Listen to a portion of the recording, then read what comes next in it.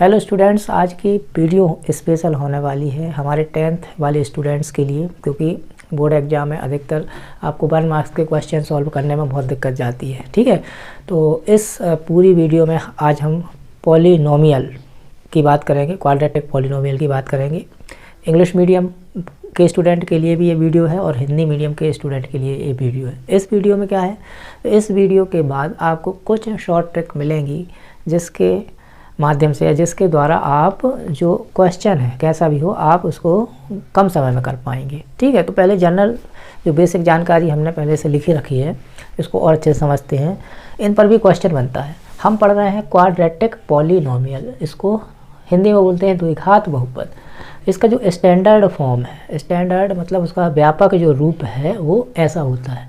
अब यही 1 मार्क्स में अगर आपसे पूछ लिया जाए कि द्विघात बहुपद का व्यापक रूप क्या है 1 वर्ड में, तो आपको याद रखना है, इसलिए मैंने आपको ये लिखवाया।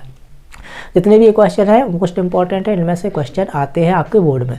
ठीक है, अब जीरोस क्या होते हैं, जीरोस को किससे डिनोट करते हैं कि शून्यक जो होते हैं, शून्यक को किससे दर्शाया जाता है, तो अल्फ़ा और बीटा ऐसे 2 शून्यक होते हैं। अब अगर बात आती है कि अल्फ़ा बीटा इस क्वाड्रेटिक इक्वेशन के जीरोज़ हैं तो इनका सम क्या होता है, तो ऐसा पूछा जाता है। यहाँ कभी कभी फिल इन द ब्लैंक्स में पूछा जाता है, डायरेक्टली पूछ लिया जाता है। ठीक है, ऑप्शन में भी पूछ लिया जाता है। तो कैसे भी पूछें आपको अल्फ़ा प्लस बीटा का रिलेशन -b/a से लिखना है। अब यहाँ एक कन्फ्यूज़न है कि कई बच्चे क्या करते हैं कि सेकंड क्वेश्चन है प्रोडक्ट ऑफ जीरोस, शून्यकों का गुणनफल। इस समय कन्फ्यूज़ होते हैं कि नहीं होते।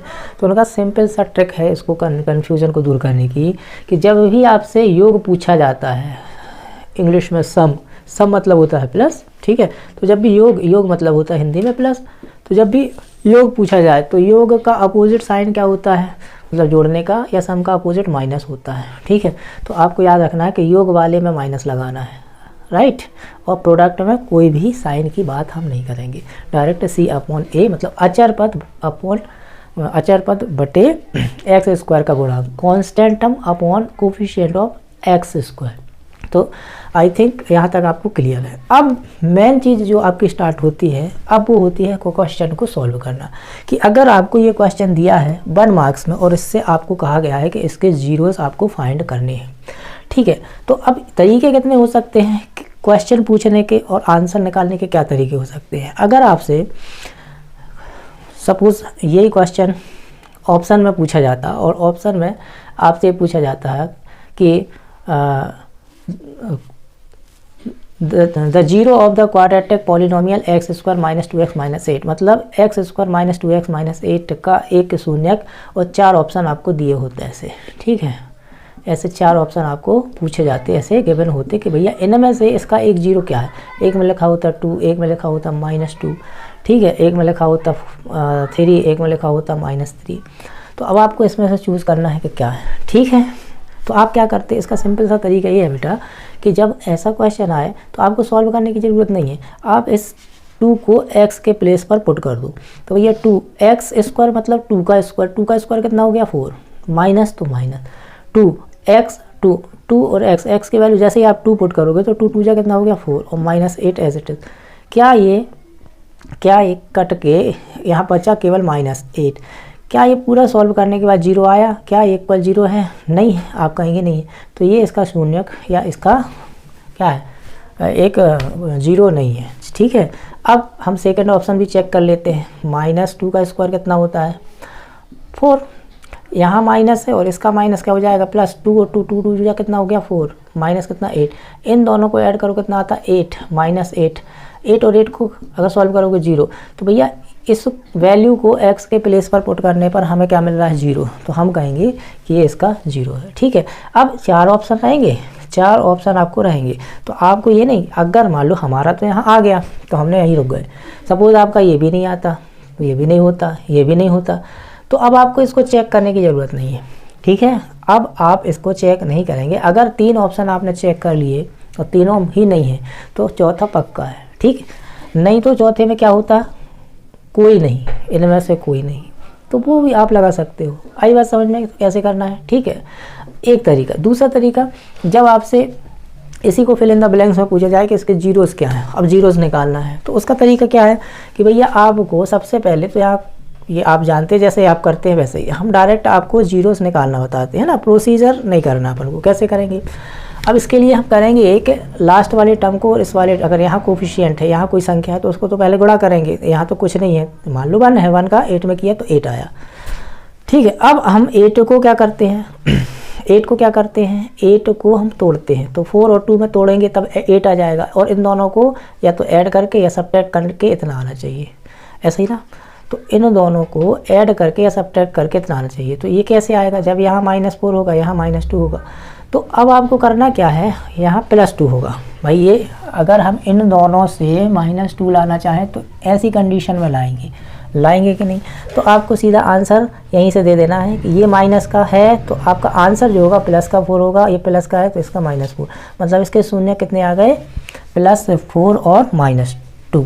चलो एक और एग्जाम्पल लेते हैं। सपोज़ आपको लिखा है, क्या लिखा है, x² + 7x + 10, ये भी आपके बुक का क्वेश्चन है।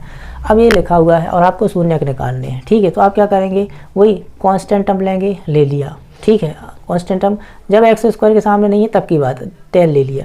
अब किसकी टेबल में 10 आता है? ठीक है, तो 10 तो 2 5 जा 10 होता है, 5 2 जा 10 होता है, और 10 1 जा 10 होता है। ठीक है, 10 1 जा 10 होता है। तो यहाँ से आप देखो कि क्या 10 + 1 7 होता है, क्या 10 - 1 7 होता है? नहीं होता है, इसको छोड़ दो। अब 5 + 2 करो तो 7 आता है, हाँ आता है। ठीक है, तो भाई ये हम ले लेंगे। ये कैसे आया? 5 + 2 करके। अब यहाँ क्या है, प्लस, तो दोनों प्लस के ही रहेंगे, दोनों प्लस के रहेंगे तब ही तो प्लस आएगा। ठीक है, तो आंसर क्या लिखोगे? आंसर क्या लिखोगे कि एक शून्य क्या होगा, -5, और दूसरा शून्य क्या होगा, वो भी माइनस का ही आएगा। ठीक है, तो आपको क्या याद रखना है कि जब आप आंसर दो तो इनके साइन को चेंज करना है। ठीक, ये शॉर्ट ट्रिक है। ठीक, तीसरा, अगर आपको क्वेश्चन ऐसा दिया है -7x, ठीक है, तब आपको यहाँ पर बहुत कन्फ्यूज़न, या आप यहाँ बहुत कन्फ्यूज़ होने वाले। क्यों होने वाले? कई बच्चे डायरेक्ट ही इसको सॉल्व कर देते हैं।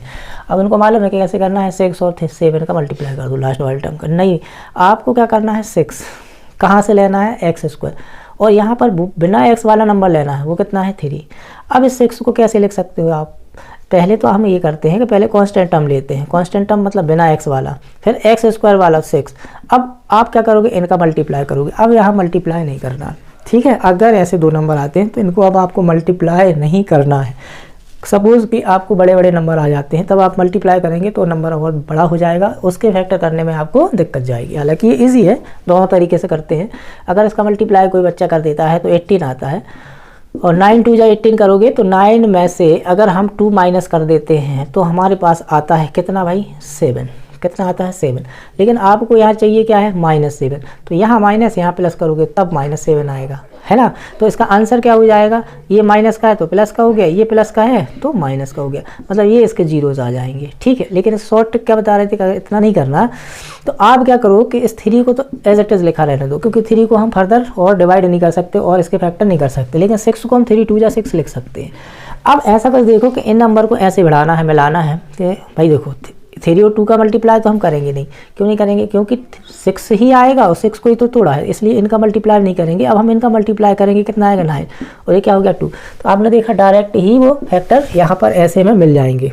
ठीक है, अब बस वही काम करना है। हमें चाहिए है -7, 9 और 2 से, -7 9 और 2 में ऐसे कैसे साइन लगाएं कि हमें -7 मिले। तो सीधी सी बात है, 9 में से 2 जाएगा तब 7 आएगा, लेकिन हमें चाहिए है माइनस। वो माइनस कब आता है, जब बड़ी रेस के सामने होता है, और ये सब्ट्रैक्ट कब होंगी, जब 1 + 1 माइनस का होगा। तो आंसर क्या आ जाएगा आपका, ये प्लस का और ये माइनस का 9, मतलब ये होगा इसके जीरोस। तो आई होप आप जीरोस ऐसे फाइंड कर लेंगे। ठीक है, अब आगे चलते हैं, मतलब शून्य का आप ऐसे निकाल लेंगे। अब आपको क्या आता है कि आपको डायरेक्ट ही, सपोज़ ये शून्य आपको दिए हैं, सपोज जैसे हमने पहले का निकाला तो -2, एक क्वेश्चन है -2 और -5 और -2 किसी क्वाड्रेटिक पॉलिनोमियल के जीरोस आपको गिवन है। ठीक है, if the zeros of quadratic polynomial are -5 and -2 then find quadratic polynomial. यदि द्विघात बहुपद है ना के शून्यक -5 और -2 हैं तो आपको डायरेक्ट ही कहा गया तो क्या होगा, वो बहुपद क्या होगा, वो पॉलिनोमियल क्या होगा। तो अब आपको क्या करना है, एक चीज़ याद रखना है। क्या याद रखना चाहिए कि जो पॉलिनोमियल होगा, यहीं लिख देते हैं, जो पॉलिनोमियल होगा उसका फॉर्मूला है x² माइनस, यहाँ लिखोगे सम इंटू x, यहाँ लिखोगे प्रोडक्ट, ठीक है, यहाँ लिखोगे प्रोडक्ट। कैसे, नहीं आया समझ में भाई? जैसे हमें इसको ही सॉल्व करना है तो एक्स स्क्वायर लिखेंगे माइनस, तो इस फॉर्मूले का सम किसका करना है? इन जीरोज़ का ही सम करना है। इन जीरोज़ का सम करोगे तो -5 और -2 कितना हो जाएगा? -7x, ठीक है, -7x प्लस इनका जब प्रोडक्ट करोगे तो माइनस और माइनस क्या हो जाएगा? प्लस, 2 5 जगह कितना हो जाएगा? 10। तो ये आंसर क्या आ जाएगा? एक्स स्क्वायर, ये माइनस प्लस 7x प्लस 10। तो देखा आपने, यही आ गया। सपोज़ अब ऐसा क्वेश्चन नहीं है, आपको यहाँ कहा है कि प्रोडक्ट जो है जीरोज़ है वो क्या है आपकी, जीरोज़ जो हैं आपको सपोज़ दिए हैं 4 और -2। अब आप बताओ इसका क्वाड्रेटिक पॉलिनोमियल क्या है? मैं केवल आपको समझाने की कोशिश कर रहा हूँ, ठीक है। क्वेश्चन तो कुछ भी आ सकता है और कुछ भी दिया जा सकता है, सिर्फ आपको विश्वास होना चाहिए कि नहीं बात सर की सही है कि नहीं है, ठीक है। सॉरी, ये भी मिटा दिया। तो हमने क्या बताया? X square minus sum into product plus into x into product plus product. तो अब यहाँ की बात करें तो एक्स स्क्वायर तो एज इट इज आएगा माइनस सम, इन दोनों को जब सम करोगे तो क्या आएगा? 2 आएगा, और जब इन दोनों का प्रोडक्ट करोगे तो क्या आएगा? माइनस का 8। तो ये प्लस यहाँ लिख दो माइनस का 8। अब इसको कैसे लिखोगे? एक्स स्क्वायर माइनस 2x और ये प्लस माइनस का -8। तो क्या आपने देखा कि यही क्वेश्चन आया, ये क्वेश्चन आ गया। तो ऐसा कोई भी क्वेश्चन है जिसका आपको जीरोस दिए हैं और आपसे कहा गया है कि आप क्या निकालना है, आपको उसका पॉलिनोमियल निकालना है, तब आप ऐसा कर सकते हैं।